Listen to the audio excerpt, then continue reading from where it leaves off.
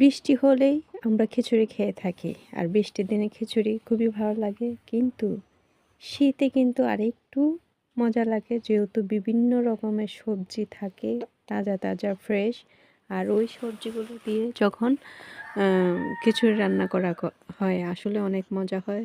তো আমিও আজকে খিচুড়ি রান্না করে দিলাম, আর সেটা পানি পানি না, একটু শুকনো শুকনো টাইপের। সো আমি বেগুনগুলো ভেজে নিলাম, তারপর ডিম ভাজি, এই যে খিচুড়ি আমি আগে রান্না করে নিয়েছিলাম। সো এখানে বিভিন্ন রকমেরই শীতের সবজি দেওয়া আছে।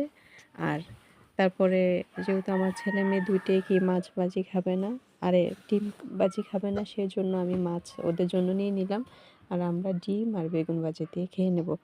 তো প্রথমে এই যে আমি খিচুড়ি রান্না করা আমার শেষ, তারপরে বেগুন ভাজা, তারপরে ডিম ভাজা, আর এখন এই যে ওদের জন্য মাছ ভেজে নিলাম। এই ছিল আজকের আয়োজন। কার কার ভালো লাগলো অবশ্যই বলবেন।